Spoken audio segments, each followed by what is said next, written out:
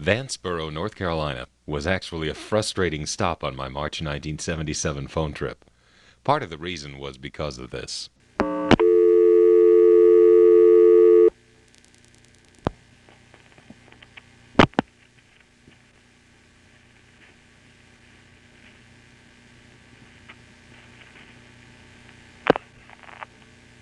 Operator? Yes, can you tell me what exchanges I can call locally here? What exchange? Yeah, what can I call local from here? Vanceboro, 244. Is that it? That's it. In other words, there's no other town that I can reach from here. Not local. Not locally. Thank you. Local. Bye-bye. That's right, just one town. Well, welcome to Carolina telephone territory. Now, what kind of switch is this? You dial a number, and then it makes some noises, and then it cuts through. I know that sound. That's an NX1 type sound. Yeah, that's an NX1 cut-through sound, but then these noises it makes before it cuts through, not quite like the NX1s I know. Another thing which is NX1-like is what happens when you dial your own number.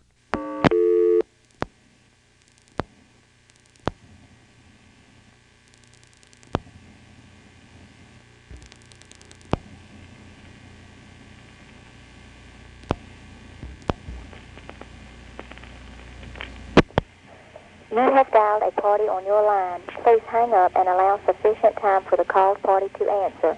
Then pick up your receiver. This is a recording.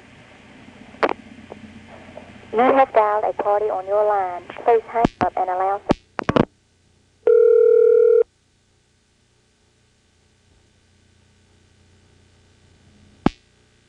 And now, listen to this. I'm going to dial 72.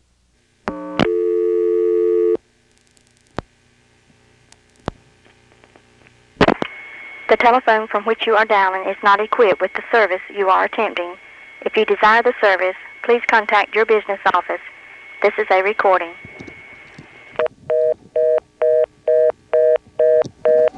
Custom calling features on a switch which sounds a bit like an NX1?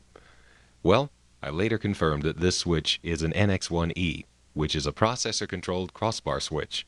Now, in North America, the only other switch type in this class that I ever came across was the Northern Telecom SP1, found mostly in Canada.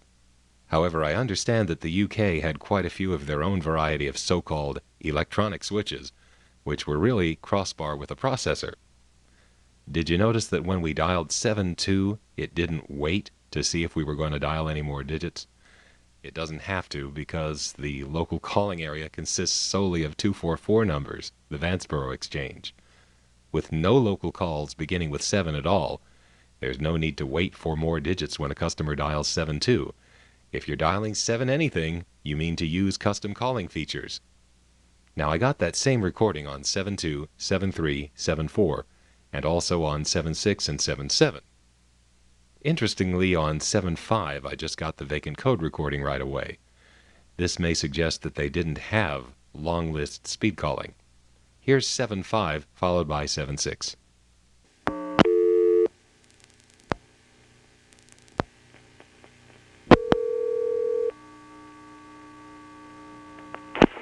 We're sorry, you have reached a number that has been disconnected or is no longer in service.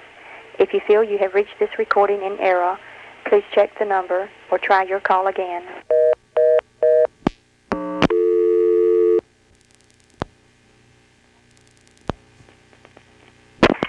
The telephone from which you are dialing is not equipped with the service you are attempting. The vacant code recording is actually the vacant number recording, serving both purposes, and it is quite easy to get. The local translations in Vanceboro are built on a digit-by-digit basis, which is really more NX2-like than NX1-like. Here's what happens when you dial 3.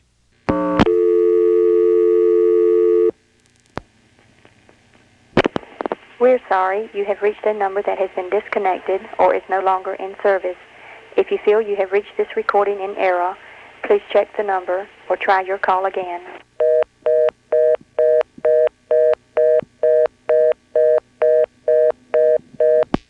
I got the same thing dialing 4, 5, 6, 8, or 9.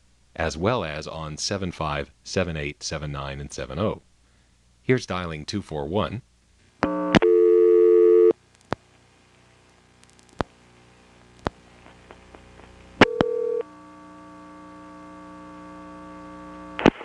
We're sorry. Now I'll dial 244, the local office code, followed by 1.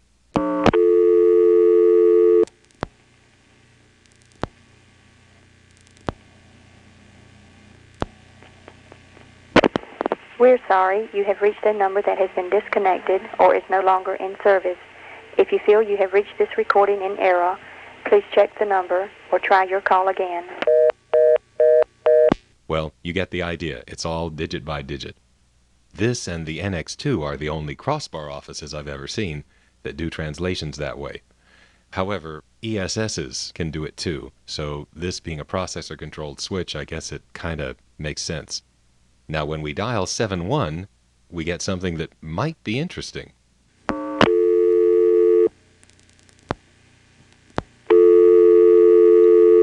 A second dial tone.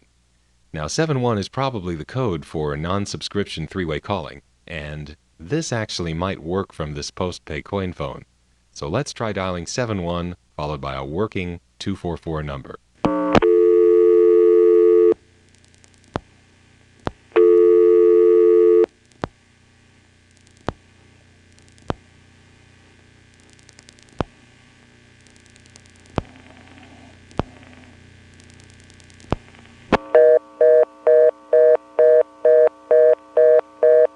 And now here's 71 followed by 0.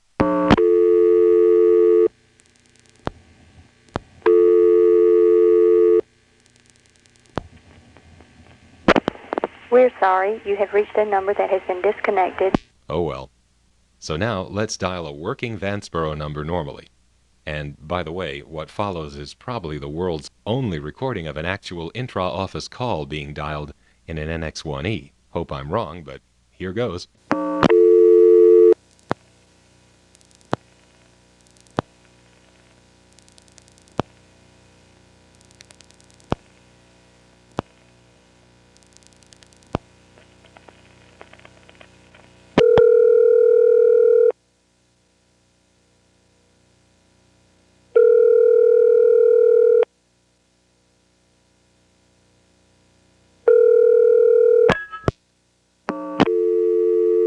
Let's take a good listen to those pulsing noises it made setting up the route to the phone line.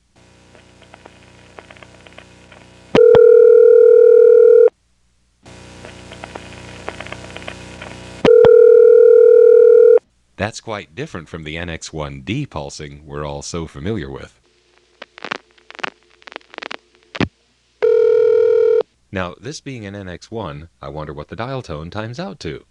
Well, I have a pretty good idea. So let's pick up the phone and let it time out, and while we're at it, let's count how many seconds the dial tone is going for. To do that, I will employ one of the best voices in the world, which I am superimposing over the tape, and that'll tell us how many seconds the dial tone ran for. 1, 2, 3, 4, 5, 6, 7, 8, 9, 10, 11, 12, 13, 14, 15, 16, 17, 18, 19, 20.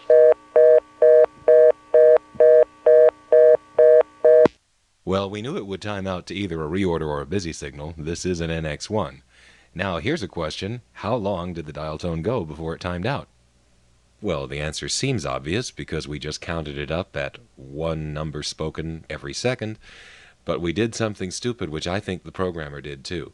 It's supposed to be 20 seconds, and I'm sure the programmer, if you were to ask him, would say that it's a 20-second dial tone. But he did the functional equivalent of what I just did, starting with 1 at the beginning of the dial tone, and then incremented his counter 1 time per second until it got to 20. And of course, starting at 1 and ending at 20, you have 19 seconds in that space of time. Now, if you really want the dial tone to go on for 20 seconds and you're timing it in any way resembling what I'm talking about, you have to set your counter to 0 and then wait a second before you count 1. 0, 1, 2, 3, 4, 5. Etc. And yes, the amount of time you can pause between dialing digits of a phone number is, you guessed it, 19 seconds, the industry standard. Not. There are other telltale signs that this is a processor-controlled switch, one of which I only discovered because a noisy train in the background required me to abandon a call to the ringback circuit. What's interesting here is that when I hang up in the middle of the audible ring that it plays, it holds my line for an entire second and then plays more audible ringtone when I pick up again. You have dialed a party on your line. Please hang up and allow sufficient time for the called party to answer. Then pick up your receiver. This is a recording.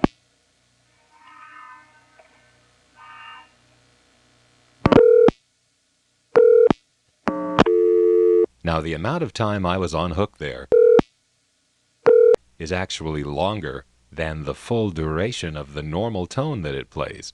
So it seems there was a certain duration of ringtone it was just determined to give me, and my hanging up in the middle of the process merely paused or reset that operation. This is not the behavior of analog-driven circuitry. Only software would cause something like that to happen. Another sign that software is involved is the time delay the NX1-E adds after the final digit is dialed out onto a trunk.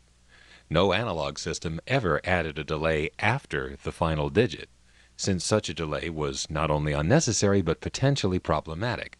For example, if Hempstead crossbar tandem were to delay that way, the target office could go off hook before the cut-through, causing Hempstead to...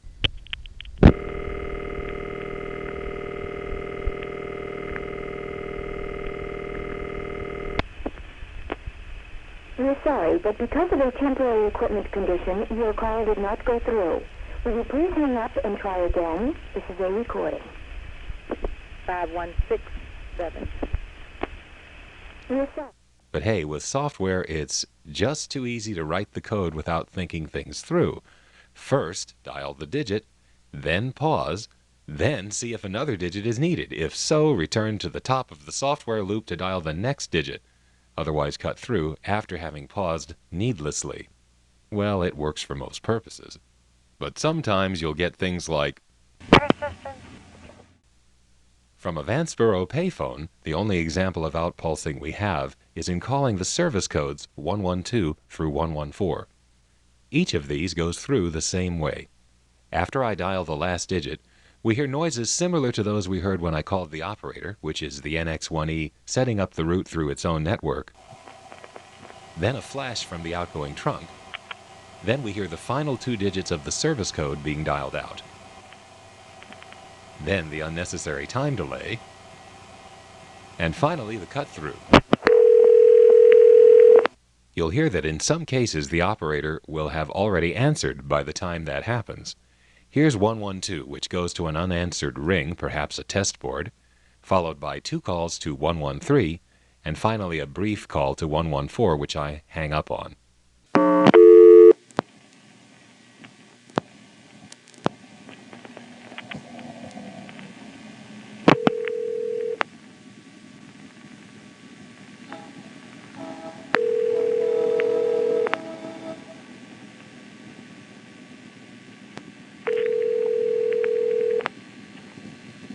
By the way, sorry about the train. I know you came here to listen to the switching train, but this other kind of train got in the background there, and anyway.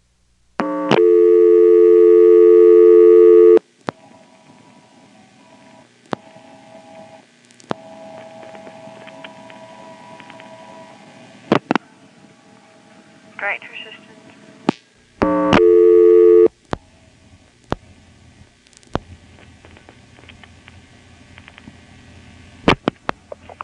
Great persistence.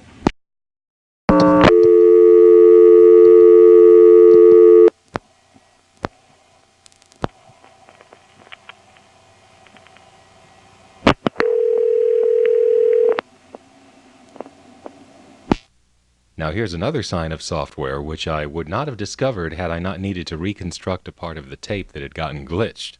It turns out that the time interval between the individual pulses of digits that Vanceboro dials out is exactly 100 milliseconds. Not. Okay, I lied. It's exactly 99 milliseconds. Don't! Well, at least he's consistent as a programmer. And by the way, I apologize for using something from the 1990s culture in presenting a recording of something from 1977. I actually looked for something more period appropriate to use, but nothing works quite as well as... In any case, if the actual programmer of the NX1-E ever heard this presentation, his reaction would no doubt be, Well, excuse me! From here, all calls out of the office go over special trunks to New Bern, the toll center for this area. New Bern is a step toll center. There is an NX1-D in the same building, but it seems to be uninvolved in toll functions. At first, I thought I heard an NX1 noise here. Operator? But upon listening more closely, I think that's just a combination of a relay click like the one we heard calling the operator in Bellhaven, plus a rotary trunk select switch operating.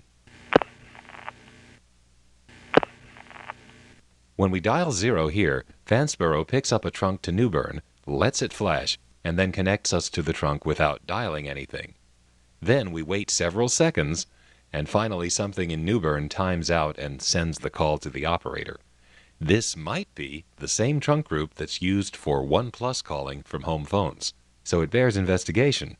First, here's what happens when you try to dial a 1+ call from here.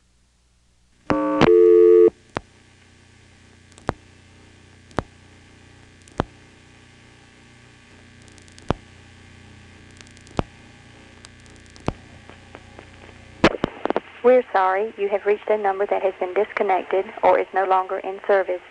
As you can see, it goes to intercept after a total of 7 digits, including the 1. But we could try dialing 0, then waiting for Vanceboro to drop us onto the trunk, and then dialing a toll number.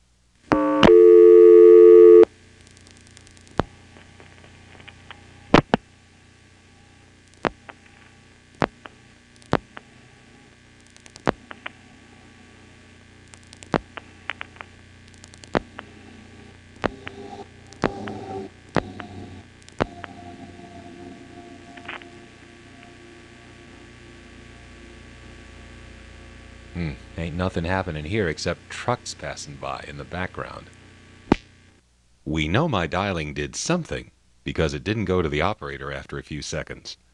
But what I was actually hoping for was to get a CAMA operator asking for my number, so as to get onto the long-distance network. Well, maybe these trunks want a 1 dialed into them for some reason. Let's try dialing 0, and then, once we connect to the trunk, dialing a 1.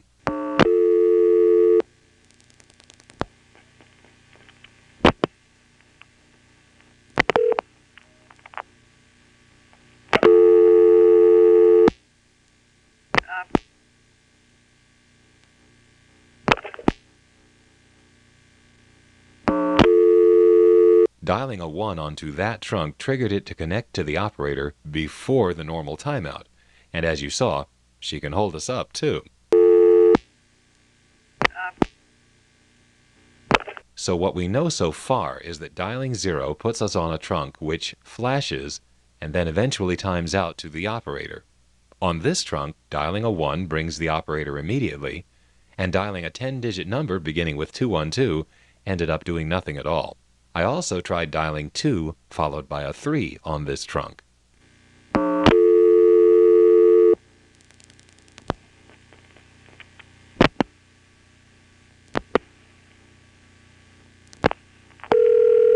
That went to something. Perhaps the operator, perhaps directory assistance or something else, on the 3. Let's call into that trunk and just dial a 3 initially, and then if it doesn't do anything, I'll start dialing 1s.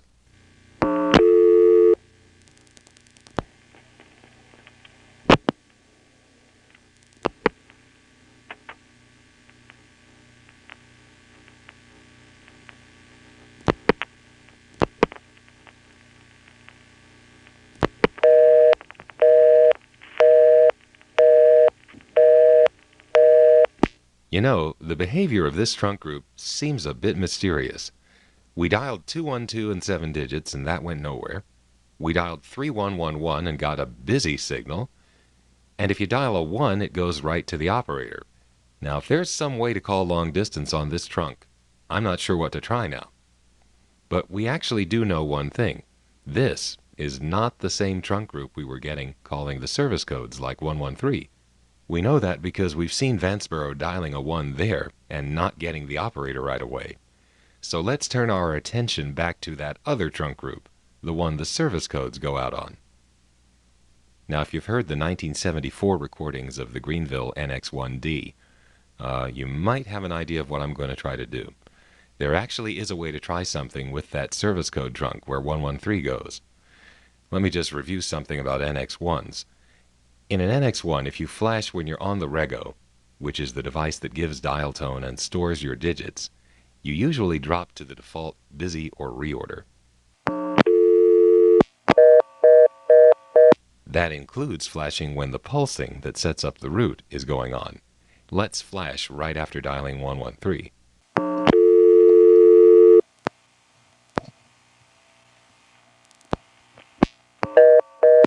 Same thing, but if you wait until the trunk has been seized and then you flash before outpulsing begins, the rego will drop out, leaving you on the trunk with nothing dialed, and then you can dial whatever you want into the trunk.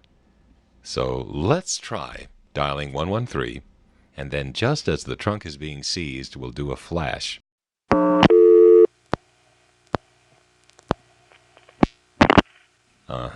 That was the rego dropping and the service code trunk flashing. Let's see if this times out to the operator. Nope, here's a 3. Did you hear that? That was subtle, but there was a sound like a rotary switch operating in the background. Stroger automatic toll ticketing makes that sound. I'm dialing 311, which I expect will be a vacant code for New Bern's long-distance equipment.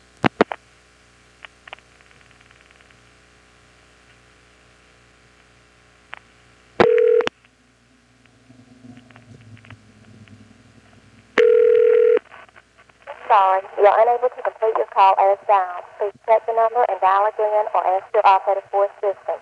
This is a recording. That sounded good. It paused, and then eventually connected us to a vacant code rather than a vacant number type recording. So I think we may have gotten into the toll equipment there. Now, we know that for directory assistance, Vanceboro dials 13 onto these same trunks, and that ends up going into part of the New Bern step without engaging the toll equipment. Let's try getting onto that trunk again by the same method, flashing just as it's seized. And then once we're on the trunk, we'll dial 10.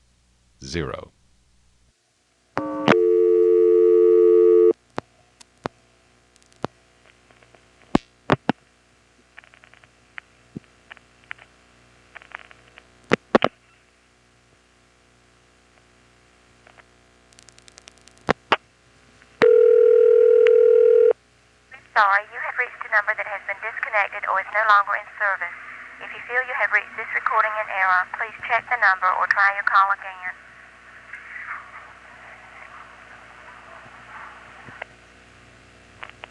We're sorry, you have reached a number that has been disconnected or is no longer in service. Okay, so that was the vacant number type recording, which we got by dialing a 0 right into the step selector, which is used for directory assistance, repair, etc. Note that we cut right into the recording upon dialing 0.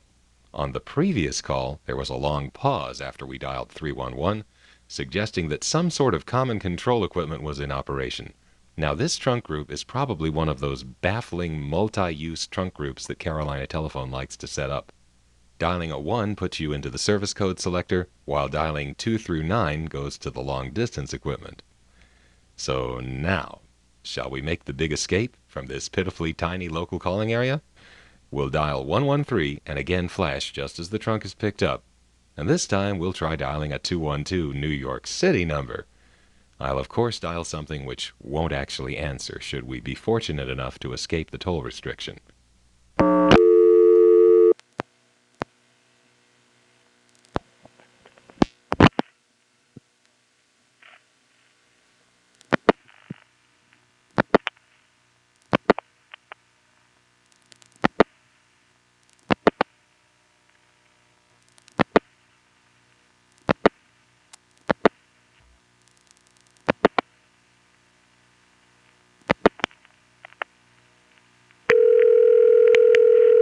This sounds promising. number, please.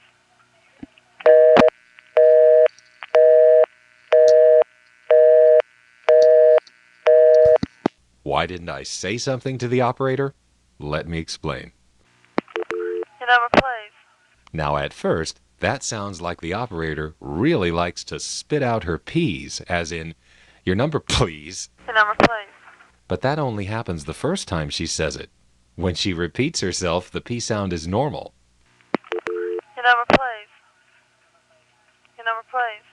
Here's another example of the same phenomenon. Your number, please. Your number, please.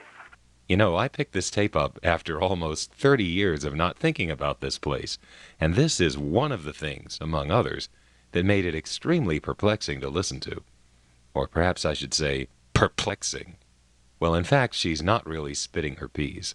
What's going on here is that the trunk is going off hook right on the P sound of the word please, coincidentally, and that reverses the polarity of the phone line, this being a post-pay phone. Yes, you can't talk when the polarity's reversed. You have to put money in order to talk. This makes it impossible for me to tell her a number. That's why I didn't say anything. I couldn't. And yes, the trunk goes back on hook during the first impulse of the busy signal. Here's another example of the same thing. On this particular call, you can hear that rotary switch sound a bit louder. And this operator has a different speech cadence, so it's easier to hear the trunk going off hook, which in this case happens in the middle of the word please.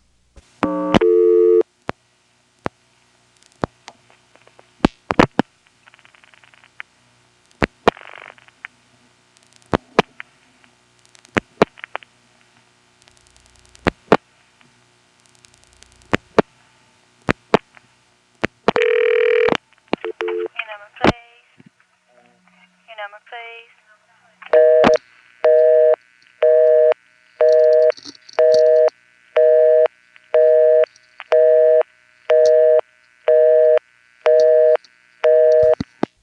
Now this is just the noise that tells her a call has come in. There's no class of service tone to indicate that I'm at a coin phone.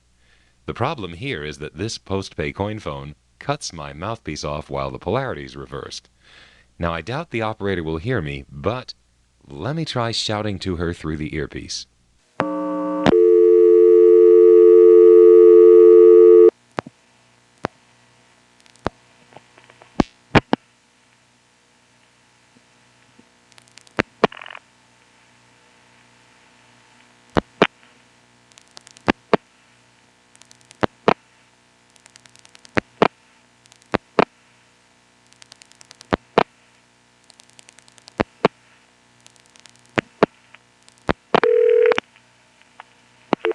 Your number, please. Hello?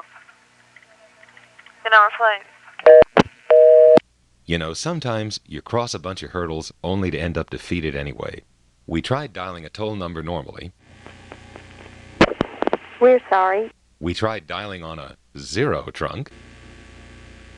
Ain't nothing happening here.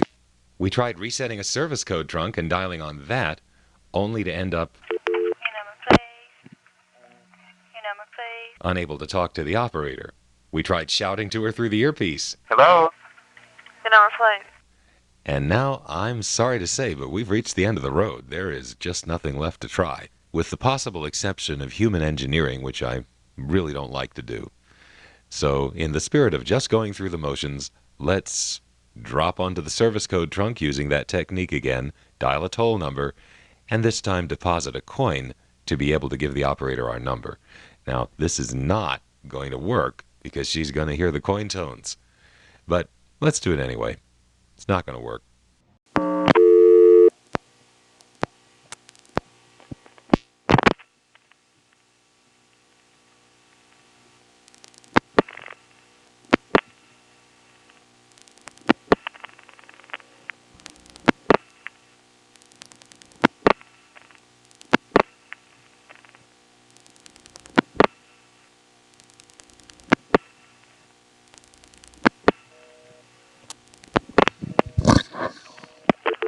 Number, please. Hello? Your number, please. Yeah, 244-9022. So you're at a coin telephone and wouldn't be able to dial direct from a coin. You'd have to have the operator place your call for you. Oh, okay, thanks. I can have one call you back if you like, so you can receive credit for the dime you put in. Oh, okay. Well, I'll take care of that later. All right, you're welcome. Okay, bye. You know, that was really sweet, offering to have somebody call me back so that I didn't have to put in another coin. Of course, it was a quarter, not a dime. But anyway, that really warms my heart. Not? Yeah, right. Actually, the way I feel is... Don't! Yes, and if you don't like the way this thing's turning out, then... Excuse me! You know, the funny thing is that had I succeeded in defeating the toll restriction, I just would have called some non-working number in New York City to record for posterity that it was possible to do this, and then I would have gone on to the next town. Now, in this case, the next town is a Carolina telephone step on the way to the Elizabeth City area. I'm going to drive back to Greenville now, spend the night, then the next morning get up and head toward Elizabeth City, and the first stop along that way is Williamston, which is a Carolina telephone step with a tone plant that is really not very Carolina telephone sounding. It sounds more like some other independent company. Then after that is Windsor, a town whose ring is almost exclusively heard in Carolina telephone territory. So it's one that doesn't sound like it's from around here, followed by one that really does. That's next.